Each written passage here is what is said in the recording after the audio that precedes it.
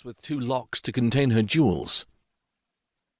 The maid was fingering an ell of dark green cloth, her face shadowed. "This is very good quality," she remarked inconsequentially. "You should have a riding gown made from it. Your brother sent me a similar piece last Candlemas. Henry likes giving presents." Eleanor, however, wanted to pursue the subject that interested her. "Was he at Corfe when we were there?" "No, he was with your mother at Exeter. Your father feared for your lives, as well he might, when he was fighting the barons and Louis of France as well. But your brother Richard and your sisters were there. I used to play with them, and I taught them to dance. But it was a lonely time for me. Barely 20 and never allowed outside the castle walls.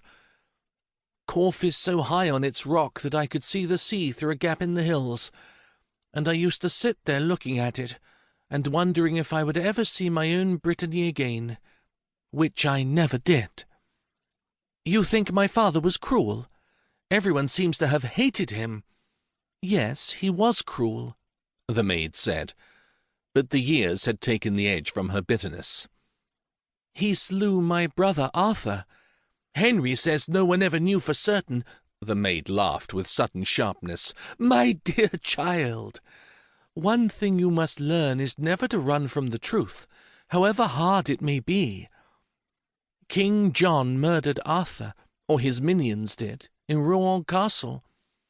My Lord Hubert de Burgh will tell you the truth of that. Then you must hate Henry, and Richard, and all of us.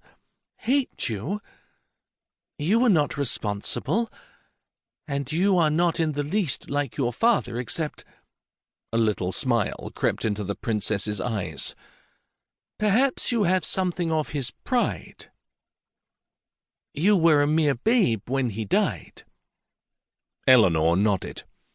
She had no memories of her despised father, and few of her mother, Queen Isabella, who had fled to France after his death, and married Hugh de Lusignan, Count of La Marche. Now she was busy raising another family, and Eleanor had seen her only once. But at the English court she had been petted by great ladies, and her brother the king made much of her. "I'm glad Henry sent these figs," she said at last, selecting one from a silver dish. "He allows you to keep a great household." "Oh, yes," the maid agreed. She, too, took a fig and peeled it with delicate fingers. "He knows how fond I am of fruit, and I believe there is a case of almonds, too. But you have seen, child, that though I ride out often, it is never without a suitable escort of knights who are also my jailers. You will, please God and his Holy Mother, have a happier life than I, my sweeting." Eleanor considered this for a moment.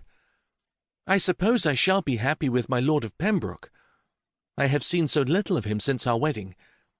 I was only 9 then, and these last 5 years he has been in Ireland for most of the time. What did you mean when you said you might have done more for me? Isn't this a good marriage?" "Well enough," the maid agreed. "But you are a princess, daughter of one king and sister to another, and I would have looked higher for you than William Marshal. But he is Earl of Pembroke, and his father was a very great man, was he not?"